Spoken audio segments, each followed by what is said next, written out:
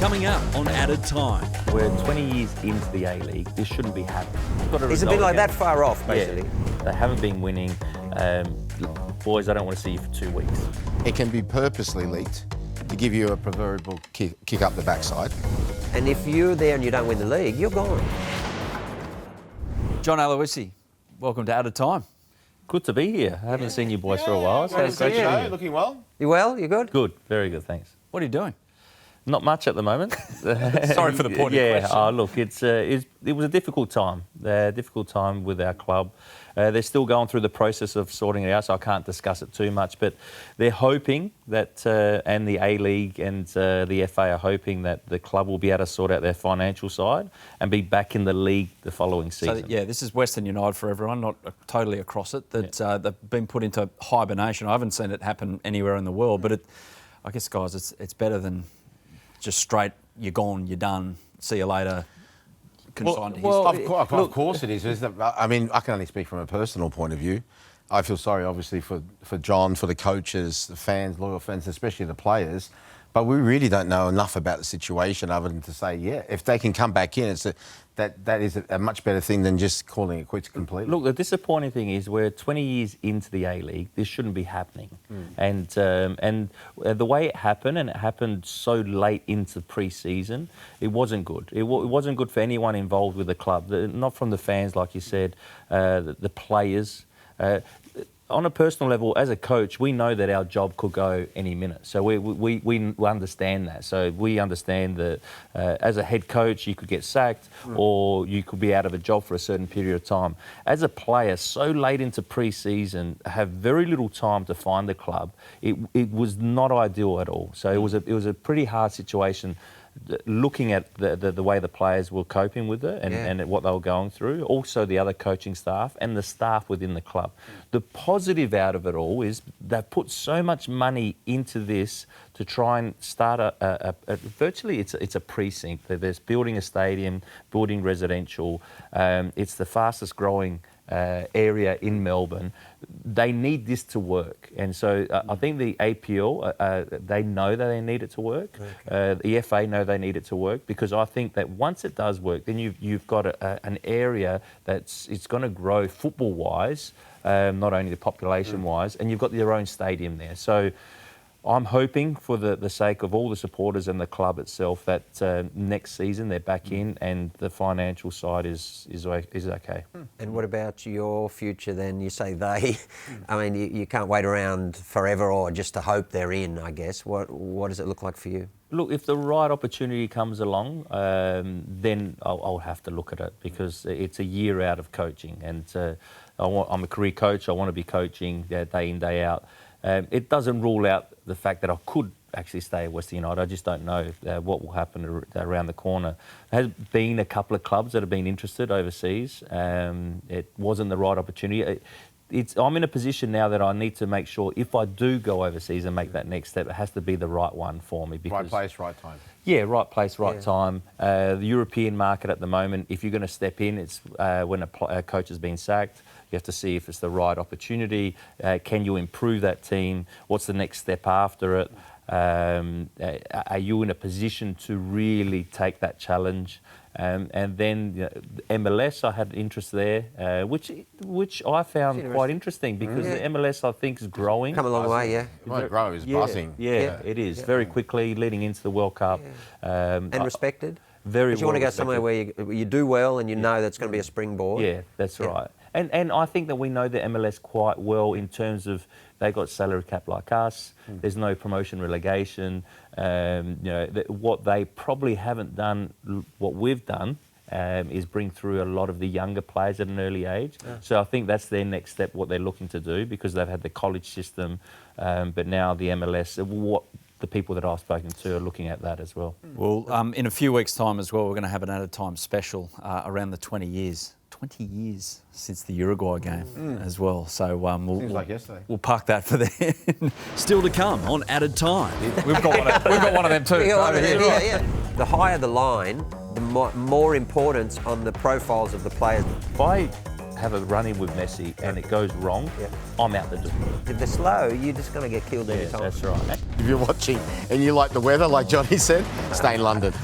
We spoke so much on At a Time about Ange Postecoglou. I mean, Ange, when he took the job at Nottingham Forest, he said he was sitting there watching the start of the Premier League itching, and I don't know if you're going to be the same this weekend with the start of the A-League men's, but where are we at now, gents? I guess he hasn't got the call that he didn't want, so he's free to continue as he is. Yeah, well, Craig and I have spoken at, continually. We're very interested to hear what Johnny's thoughts are. Mine remains exactly the same. I think it's that time where you go into the dressing room and it's dynamic transparency, as we got told a couple of weeks ago, and to ask everybody, forget about your weaknesses, what are your strengths?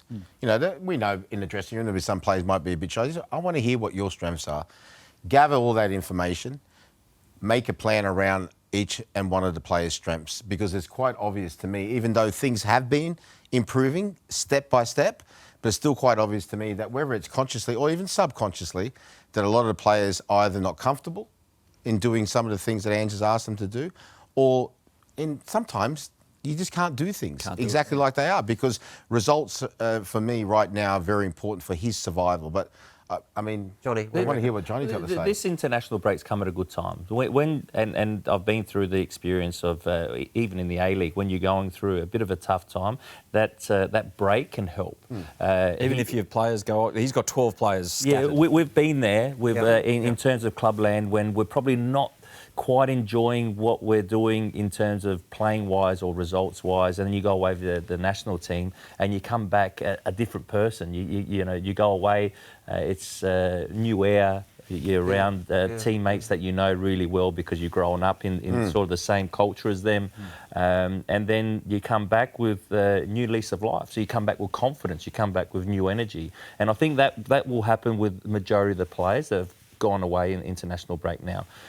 The other part of it is Ange would have had time to breathe, because he didn't have to do a press conference every second day during this period. He also would have been able to sit down with the owner again with a little bit of time, because they would have had a game every 3 days. So you haven't got time for any of the other stuff. I believe what would have happened when he first set foot into the club is to the owner, what do you want to do? We want to win trophies. All right. The Europa League is a long competition that I still think that we're going to have a good chance of winning. So getting through this first round. I know there wasn't a good result against Midtjylland, but it was good against Betis. Real Betis was excellent. The performance was excellent. And I know people go, but it's Real Betis are a very good side. Top side. Very good side, very well coached. Pellegrini's a top coach. Yeah. And in a tough... in La Liga. And tough conditions, because it was very humid. So... The one that you go where they probably didn't perform well was against Newcastle, and it was very un-Ange-like in terms they sat off quite deep, and they didn't really attack the opposition. In every other game, I thought they were well and truly in the game, if not dominated the game in terms of chances created. Where, and this is a bit of a carry-on from Tottenham as well, is set pieces are killing them. So they need to address that. Finally, against Newcastle, they didn't play well, but in the set pieces, I saw a difference. Okay. So I saw that against a very physical side, because Newcastle were great at set pieces. They got tall players. I saw finally that they were grabbing hold and going, "You're not scoring today." In terms of set pieces, that's what they need to do against Midtjylland, which they didn't play that well, but they conceded 2 very poor, soft goals. Then you're playing catch up, and then the fans get on your back. Yeah, well, that's the problem. Yeah, and I think that's the problem that he could have with the fans. That I still think there's enough there, signs there, to see that there's improvement. I agree. The trouble is you're coming into some difficult games now, but you're talking about the international break, and is it also true to say that the big teams like to get into rhythm, and when international break comes after that, might be a good time to actually face Chelsea? Well, Chelsea beat Liverpool, so they would have gone, we want to play next Keep going. week.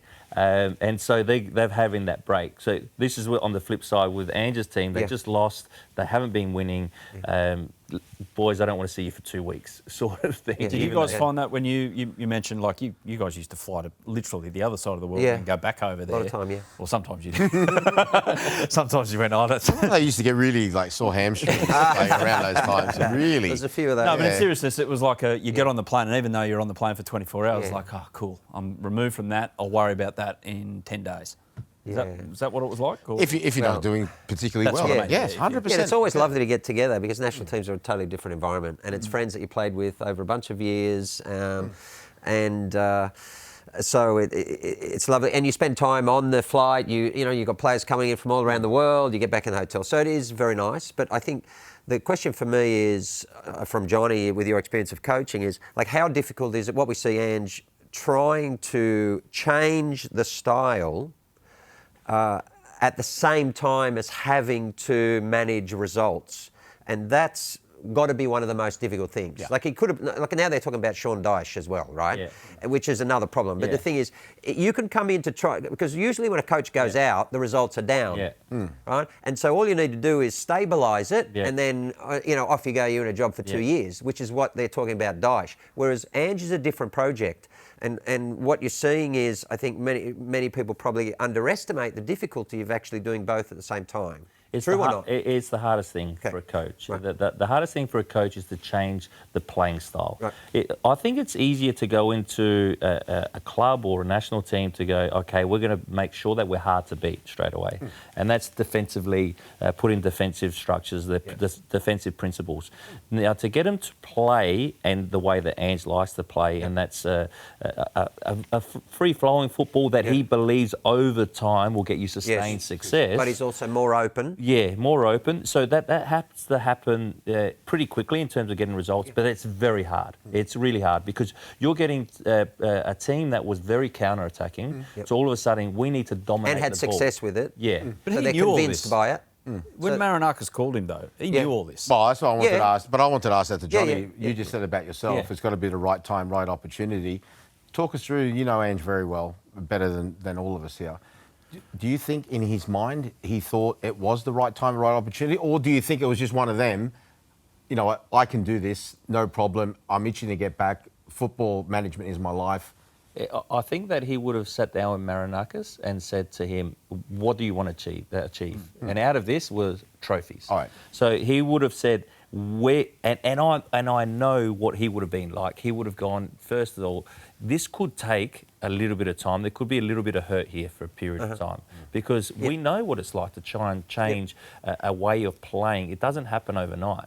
And you look at even, like, we'll touch on Liverpool later, it's taking a bit of time with all their new players to gel. So this is the same as a coach trying to get these players. So he would have said to him, we're going to go through a bit of hurt, but believe me, trust me, we will get through this initial bit. And this has happened at most clubs Ange has been to. And I'm talking about all the way back to the Brisbane Raw days, then to Yokohama, the same thing happened. Because it is a natural process if you're going to, at times, quite radically change the playing style. That's right. That's the point you're making, right? That's right. They come hand in hand, but the thing is, Ange, I think he would have looked at it and gone, yeah, okay, but within that first 7-10 games, here's where the games are. I can definitely manage some results. He would have thought he would have managed some results. And that's what we're saying. He should have. He should have, because he should have got a result. He's a bit like that far off, basically. Yeah. Against Burnley, against Real Betis, against Sunderland at home, even against Midtjylland. Exactly. He should have got results in those games. Hey, Boz, you know this works well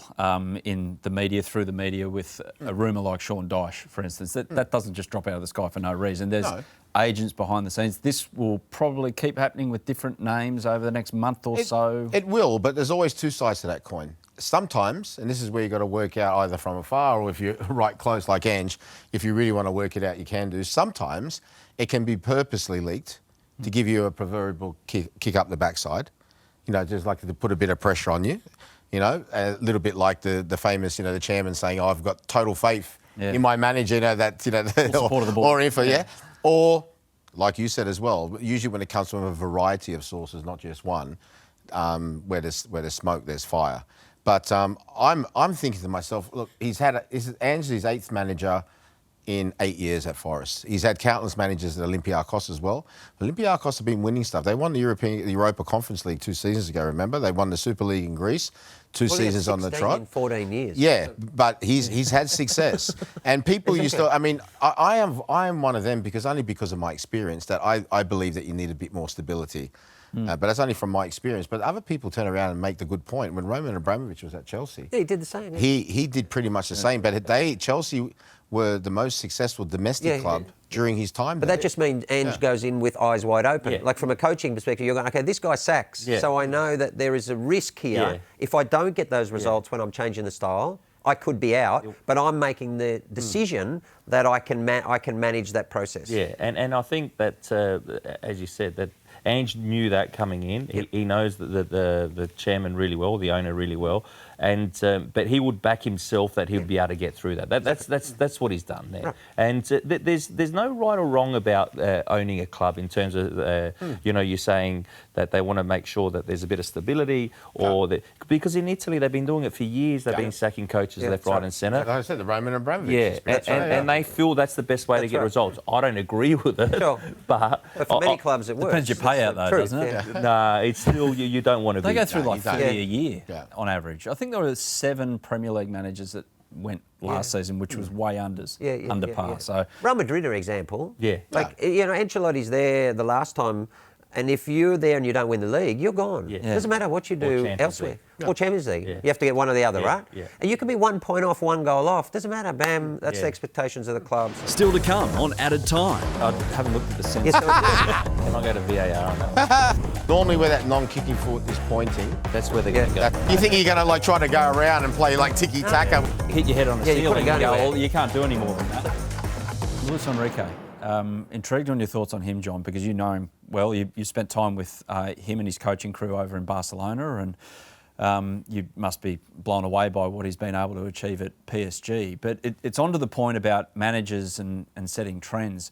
If we're to go to this guy first and then flow on to other managers around the world, what's Luis Enrique's kind of calling card, if you like? What's he changed about before you football? start, sorry, can you just explain to us and everyone how you know him as well? What time you spent as well? So one of my ex-teammates at Osasuna was a goalkeeper. He ended up being the goalkeeper coach at Barcelona to start with, and then Luis Enrique's assistant coach at Celta Vigo, and I went to visit them there, and then also at Barcelona, spend a week with them there. The year they won the treble.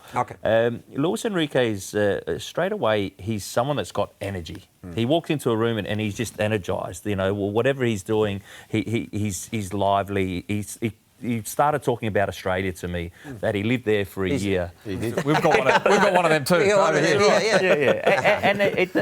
And that gives you energy. Because he came to live here. Okay. Yeah, he lived in Noosa for a year, and he loved it. He said that he would have stayed if he had the opportunity. Didn't want to take the raw job? Or? No, I don't think he would have coached here, but he loved living here because he loves triathlons, he cycles a lot, he surfs a lot. So he loves that lifestyle. I saw the difference between him at Celta Vigo and then at Barcelona. So Celta Vigo, he's doing patterns, and this is against the mannequins. Right. And it's just like, all right, you're passing here, you're moving here, you're passing there. And then I went to watch him against Barcelona, or for Barcelona, and there was no mannequins. Right. It was like, you're moving within this pattern, and you see the picture, because they learnt it at such a young age. So explain to everyone why that is, because the Celta Vigo players, they need stronger guidance, because a lot of them hadn't been brought up. So they don't have the decision-making ability. No, definitely don't have the decision-making. So say they're playing against the 4-4-2 on the weekend, you put the 4-4-2 mannequins. All right, this is how we're going to build up. Right. Now, when they go one striker, as a midfielder, we don't need to build up in 3. We've got the 2 centre-backs that can outplay the 1 striker. In layman's terms, that's what he was doing. At Barcelona, they see the picture because they've been doing it as kids. But what I noticed at Barcelona, he didn't take none of the sessions. And I asked my mate why, and he said because early on at Barca, he was taking the sessions and he had a bit of a run-in with Messi. And he because he's quite strong, a personality, Luis Enrique, if I have a run-in with Messi and it goes wrong, I'm out the door. It's over for 100%. Yeah. So what I found really interesting, he's had his personal psychologist with him as one of his assistant coaches all the way through his career. Why do you think? For him. Because he recognises parts of his that. personality. Yeah, It's too involved. He needs to understand how to interact with a group. That's right. Okay, Interact great. with a group or an individual. Do you have that? No, I wish I did.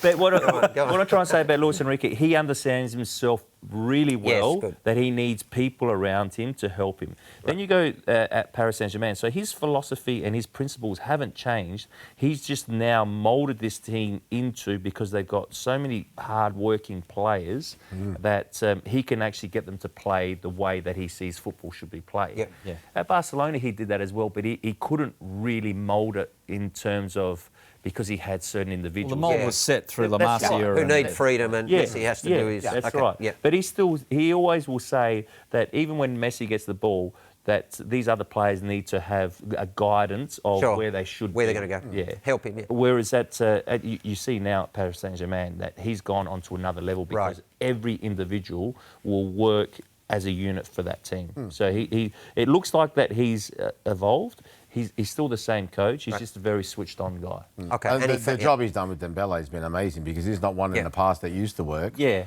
And his goal scoring and that was phenomenal. Well, you saw what he did with Mbappe when he sat down with him. If whoever hasn't seen it, go on YouTube and find the clip, because he's trying to convince Mbappe, you're the best player in the world. But who was the best basketballer in the world, because you followed basketball, and he'll say Jordan. Jordan had the best defence. And all that. So he knows how to convince people of what he wants them to do for their team and for the club. So he would have convinced Dembele, you want to win the Ballon d'Or, you want to win the Champions League. Paris Saint-Germain have never made history of winning the Champions League. This is what we have to do to win it. Right. And then he went to Real Madrid. So there you go. Oh, that was Mbappe. Then Mbappe went. Kylian But went- Dembele got the thing, which only reinforces his message, That's right. So now he's in a stronger position. Yeah. So if that's what he's doing, and then you're seeing what Flick is doing... Hansi Flick at Barcelona. Yeah, Yep. yeah, with his flicky flacker over there, and his high defensive line. My question to you is, where do you see football going?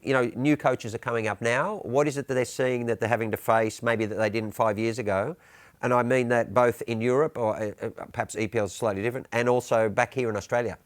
Yeah. So with the way football's going now, most coaches, and if not nearly all the coaches, really focus on with the ball. And they find that over the years now, that's been the best way of success, is that you'll be able to dominate teams with the ball. And so what ended up happening with that is that teams stopped sitting off, because they know they'll get broken down through, so your Man Cities or your Paris Saint-Germain, you want to sit off of us, no problem. We'll keep the ball for 80% of the possession, and eventually we'll find a gap somewhere. So then now teams have gone, all right, we're going to press you, because if we press you, we've found pretty good joy and stopping you from playing. And so now what's happened is that the long ball has come back into play a little bit. Now, it's not necessarily a risky long ball or just giving away possession. It's like cutting out people. Organised. We're beating lines up to Haaland, for instance, and we're getting our midfielders or our wingers underneath, and then we're going to go play from there. Yeah.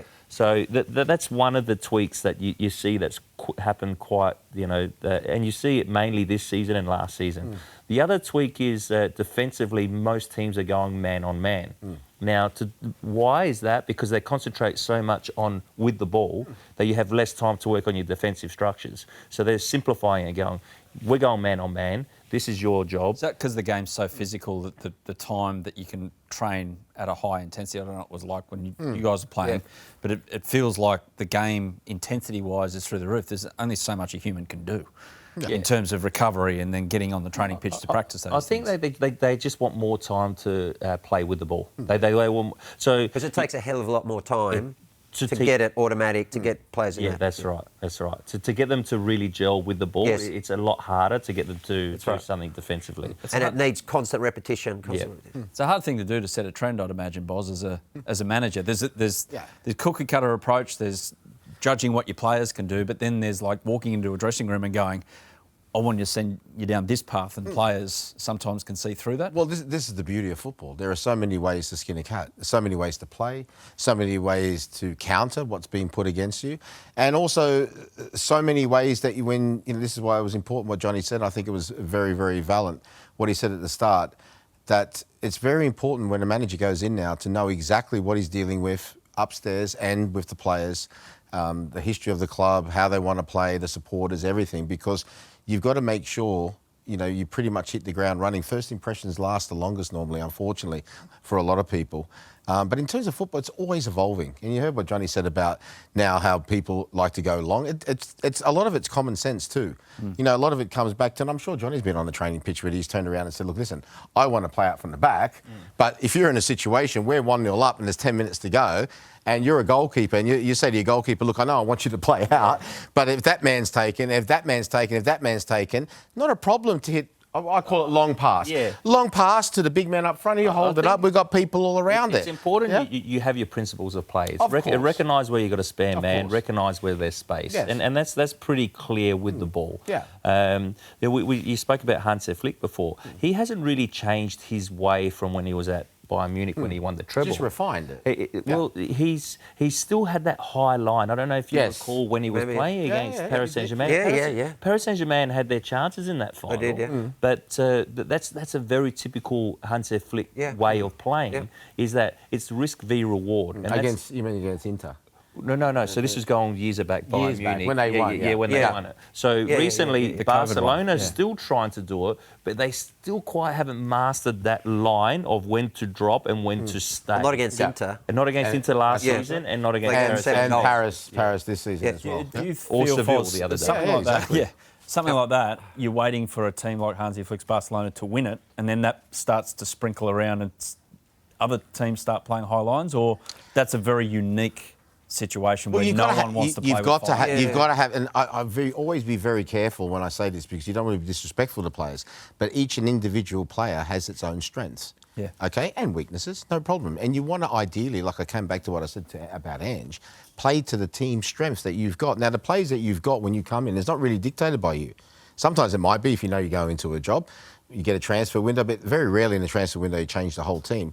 A lot of it will be dictated to what your players are strongest at. Yeah, that's certainly true defensively, Yeah, right? it is. That's why, for example, when Ange, the higher the line, the more importance on the profiles of the players that are playing it. They need to be quick. Right. Yeah. They need to be That's quick. why he bought Van de Ven. That's Van right. de Ven, That's and correct. all of a sudden, right? So if you come into a club, obviously you have to regulate the extreme nature of your philosophy. Yeah. Because you're not going to have the quality of players to be able to do it. That's right. You know, even a Flick is not going to walk into a club and go, okay, we're going to do that with these players, because if they're slow, you're just going to get killed every time. That's right. And you also have to have goalkeepers that are actually comfortable with their defence playing that high line. Yep. Exactly. Very super true. keeper. Super keeper. If you want to play out from the back, the goalkeepers are going to be comfortable with their feet. And that's why you want to be, as a coach, in an environment like you mentioned, Flick, where you can choose your jobs, in other words, right? Yeah. And you're always taking a job that has the fundamental, capability to play the way you want to play. One last one on Luis Enrique before we get to our favourite segment, onside, offside. How long do you reckon he lasts before the flame burns out at PSG? Because it seems like he's got everything he wants there right now, but things change rapidly at big clubs. It's a good question. It will be up to him, I think. It will be up to him whether he sees that because the reason why he left Barcelona, he felt that his voice was stale.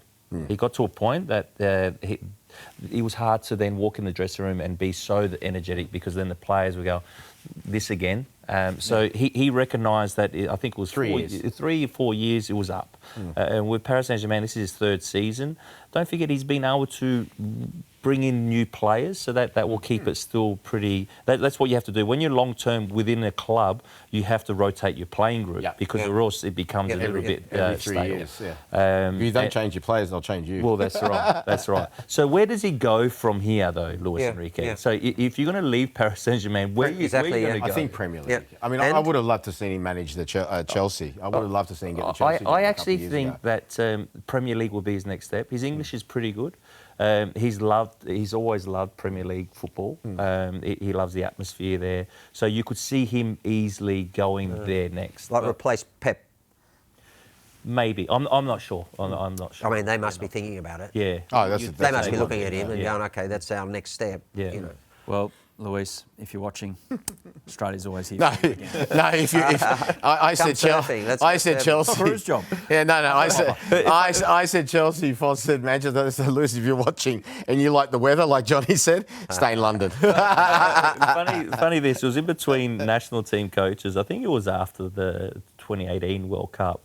And I reached out to my mate to go, would Lewis be interested in the Socceroos job? Because he didn't have a job at that stage or was in between jobs. And he said, nah, I think he wants something a bit bigger than that. So he took the Spain gig. Yeah, that's when he took the Spain gig. It's true. Onside, offside. Right. Okay. So onside is yes. Still, offside is no. I just did that for Johnny. Oh, I think okay, it was- fair enough, fair yeah. All right, go. Bozza, for that, you can have the first one. All right, cheers. So Croatia, going great guns in the Yeah, World Cup they are. qualifiers. We've all enjoyed the World Cup qualifiers on stand in the last international window. Yep. Here's one for you, Boz. Yep. Onside, offside. Croatia has set themselves up for a fantastic run at another World Cup. Onside.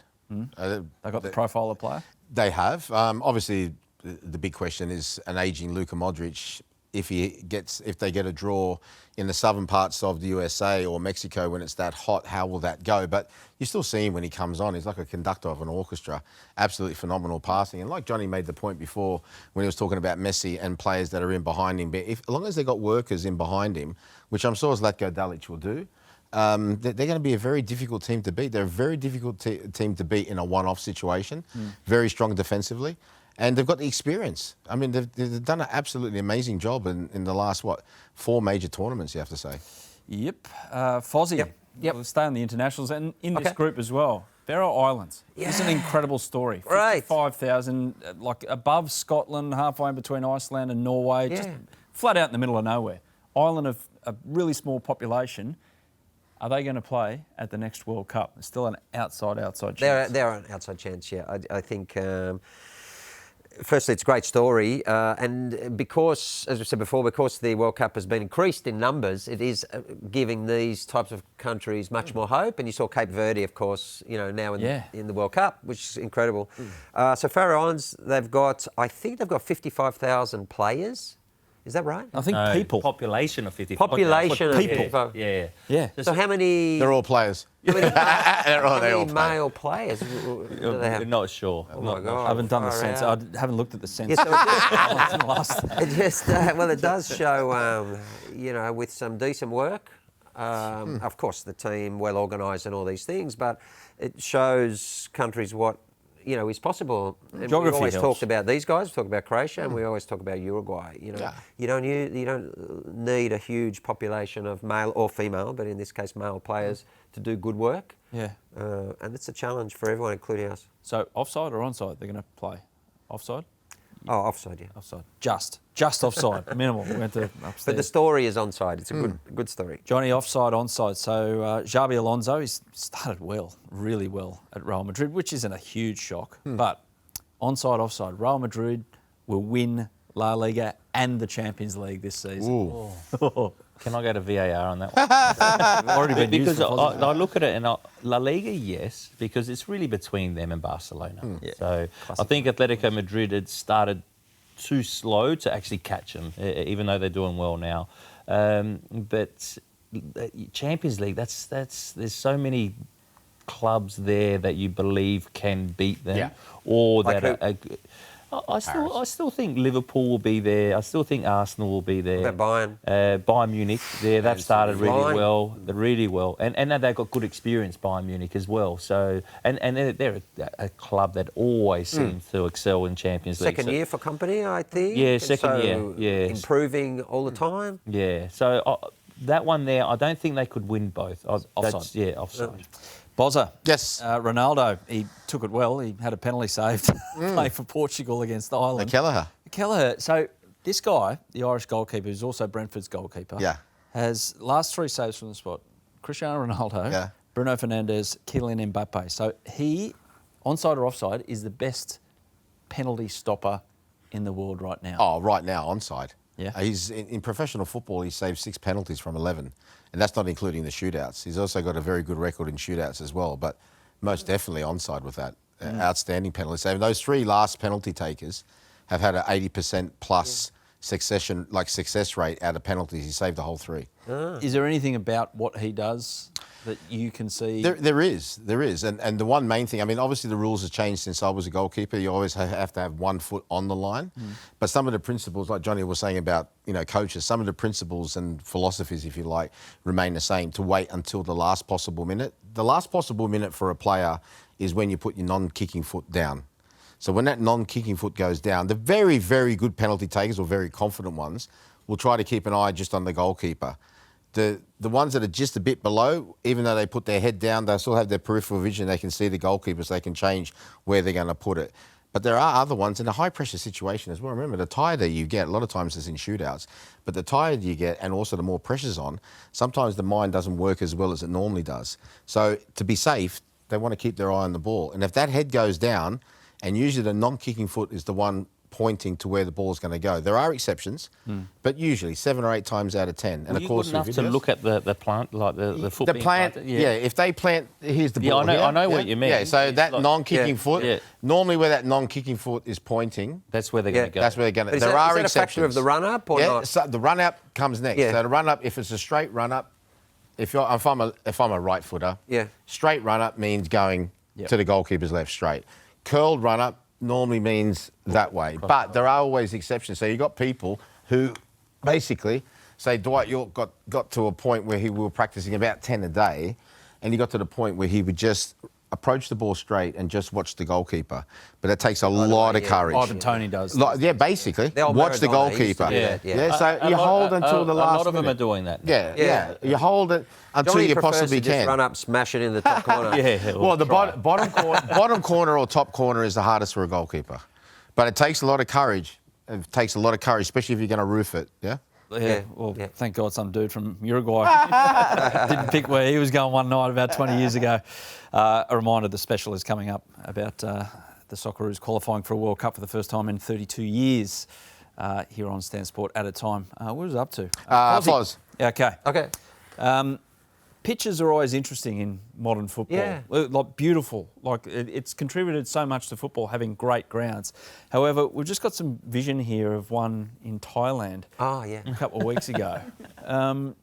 So Foz. Yeah, that's horrible. Andros Townsend, ex-Premier League player. Yeah. He played on the worst pitch you've ever seen in your life recently. Well, that's not true. That is not the worst pitch No, we've ever seen. So it's offside. No, that's not even close. I tell you what, it's some good footwork on that There's pitch. still grass on it. Brilliant. Look at that. But he's obviously very, very he's soft. sinking. But this is not uncommon. This is not uncommon across Asia, as anyone who's played there knows. With the humidity and in monsoon season and all these things, the pitches can be really difficult to play on. But that's What's the worst pitch you played on? Back in Lismore one day, in August when there's no grass left on it, or mate, the old NSL days, half the time there was no. Well, even back in the Premier League and old First Division, there used to be no grass on. Yeah, it was mud. But that used to do my head in. People over here used to go, oh, they played a long ball. I used to say, did you see the state of the pitch? Yeah, what, you think you're going to try to go around and play like tiki-taka when there's a heat? You had to launch it, yeah? Some of the football they played on those pitches was unbelievable. That's why I talk about Maradona all the time. I say,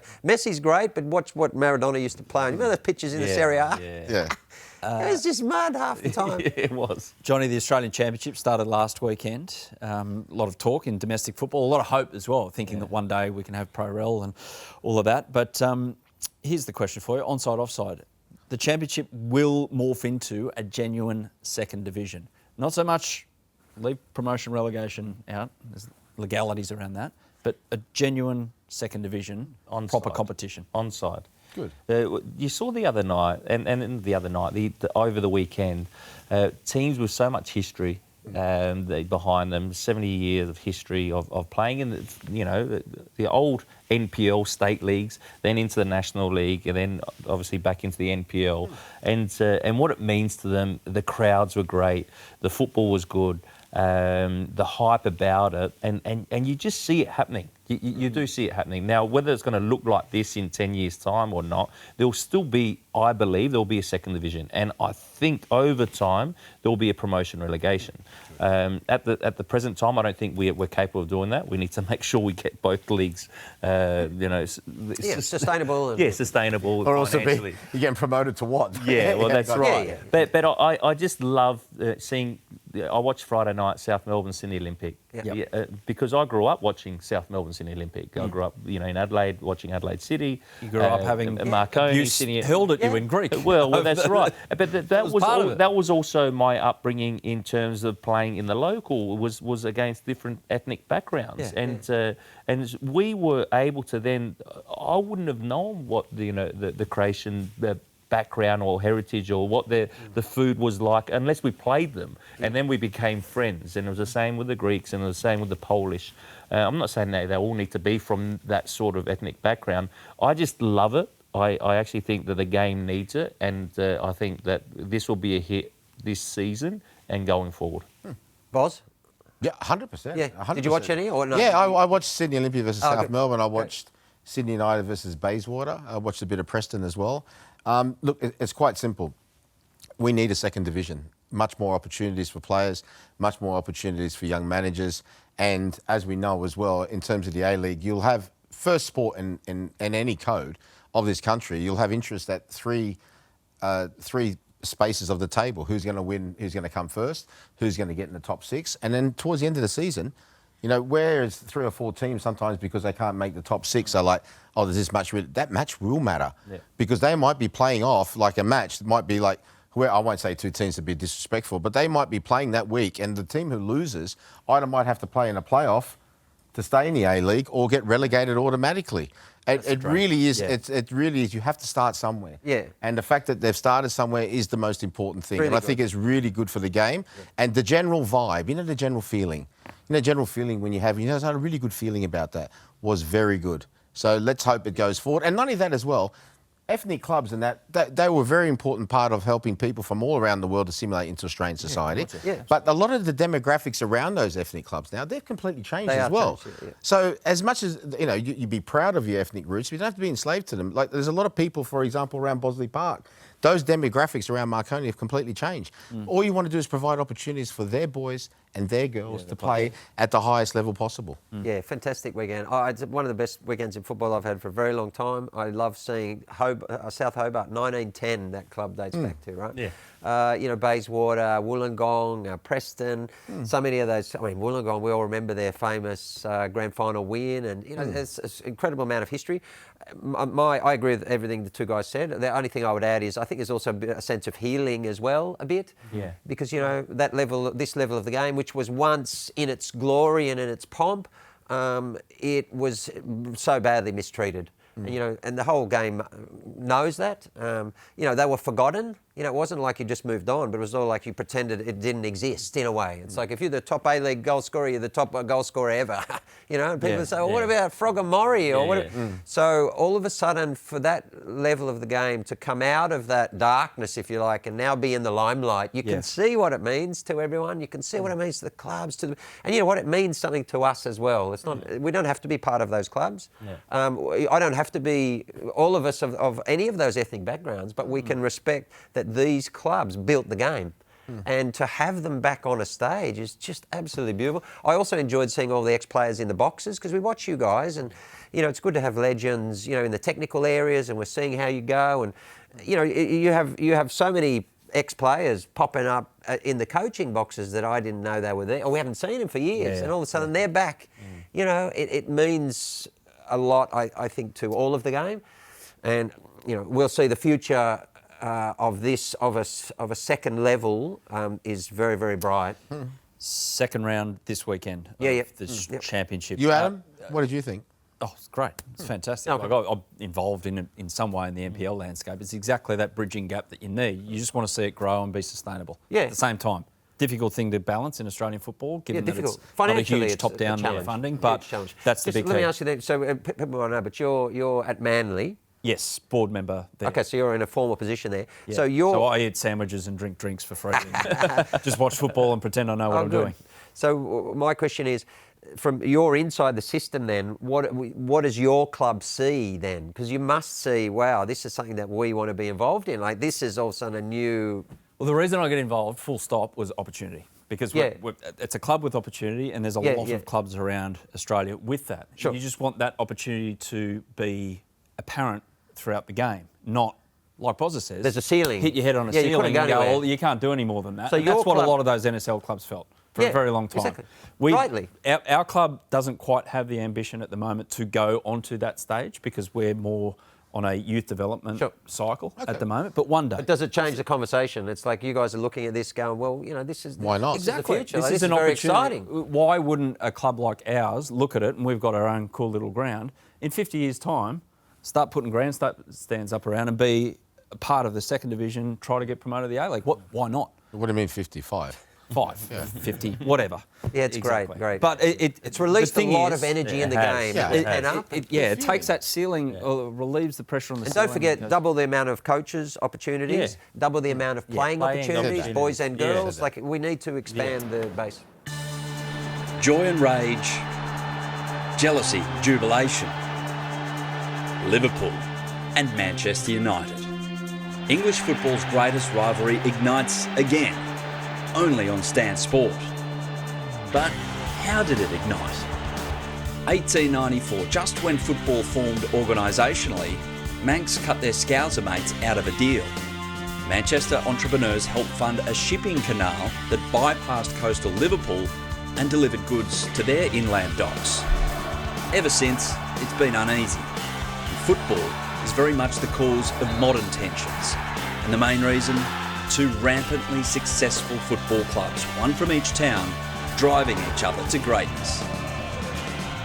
20 is the magic number. Manchester United, 20 English League titles. Liverpool Football Club, 20 English League titles. Domination has come in waves. Manchester United in the 1950s, Liverpool to start the 60s, Manchester United to end it. Come the 70s and 80s, Liverpool really took over. Bill Shankly, Bob Paisley, Joe Fagan, Kenny Dalglish, proper leaders of men saw over an incredible era. And in that was our own Craig Johnston. Jono, forever a legend. By the 90s, a viciously competitive Scotsman had brought Manchester United back. Sir Alex Ferguson's team won and won and won. His sides captured 13 league titles in that era. All the while, Liverpool, none. 0. But not even Fergie time lasts forever. And as Manchester United slipped, Liverpool rediscovered winning. And so it reignites. Joy and rage, jealousy and jubilation, falling from the sky at Anfield. Set your alarm. Monday morning, live on Stan Sport. Liverpool, Manchester United, England's greatest rivalry. They're at it again and will be forever. Crystal balls time. One simple topic for crystal balls, our look ahead, if you like, on At a Time. Liverpool, Manchester United. Well, one of the biggest games in the world in terms of the club scene. Can Manchester United get near them? Yes, they can. I mean, they haven't won this since 2016, so it's a very, very long time. But Liverpool, you talk about meeting teams at a good time. I think this is the best time to meet Liverpool. Although they won their first, 7 games straight, and they didn't even lose. They only lost the Community Shield on penalties. They weren't quite playing at their very best. We said that. Now, I thought that's always a frightening sign for other sides, that the team that's favourites is not playing the very best, but they're still winning. But those 3 away losses, and let's not sort of forget as well, Galatasaray away in Europe is very difficult. Palace and Chelsea both scored in the 96th and 97th minute respectively, so they weren't far off. But they expose some of the issues that Arne Slot is actually having. It's ironic, really, because we talked about Ange Postecoglou. It's similar to Arne Slot on a higher level, and I mean that in a respectful way, because he won the league last season, but he won it and went very close in the Champions League. They only lost to Paris on penalties, remember, by playing not too dissimilar to what Jurgen Klopp. In fact, you have to say pretty much the same. He's tried to imprint his style with, some really, big name new players. But those new players, with the exception of Milos Kerkez and Alexander Isak, they've all come from abroad. It's very difficult to adapt. You ask these two about adapting to the pace and intensity of the Premier League, And he's trying to install something a little bit different. And the one big miss I think that everybody's overlooked is Trent Alexander-Arnold, because his combination with Mo Salah was devastating. And Mo Salah's been pushed into a little bit of a different role, and I don't think he's over the moon about it. They're also going to miss him, but I can understand it, because they're going to miss him for a month for the African Cup of Nations from December to January. You've got, Florian Wirtz, who was absolutely phenomenal for Bayer Leverkusen, coming in, finding it a little bit more difficult. I don't think he's quite sure how to go with Isaac and Ekitike. Kirkez has been in and out, you have to say. So there's some issues there. If there is a time to beat them, it's now for Manchester United, because Manchester United are one of them that do win games when we least expect. And I think... Which is not very often. Well, not very often, but I think if we ask 10 people, I think there'd only be one person. No, but there'd only be one person who would expect them to win at Anfield, and I think they can do it. Johnny, what about Manchester United? I mean, Amorim, tell us about what do you reckon? Yeah, look, everyone speaks about how his system, and they can't play that system. He hasn't got the players to play that system. I actually think it's not the system. I actually think it's the principles that they have. I think defensively they're very poor. Luke Shaw, I don't believe, is a centre-back. I think the way he's trying to fit so many attacking players in that front three, because he's playing 5 across the back, if you want to say 3 across the back, and you've got your wing backs. But then he's got these front 3 because they've gone and spent a lot of money up top. So then he has to bring Bruno Fernandes back deeper. And then, yes, he can start the play, but he's best in that final third. They're creating chances. I'm not saying they're not. But defensively, they just get walked through too easy. And I think that. But isn't Shaw a good example of that? I.e., you're saying the left-sided of a back 3. In your view, he's not well suited to. So in effect, you are trying to put a player in a system that you like, right? Yes. Yeah. So that's a good example. But then he had time to go get in the off-season to go get centre-backs to play that system. Yeah, exactly. So he must have thought that these players were good enough to play that system. Johnny, thanks for being part of At a Time. We'll see you in a few weeks for the Socceroos memories, eh? Thanks for having me. It was all right. Yeah, brilliant. This has been another Stan Sport production.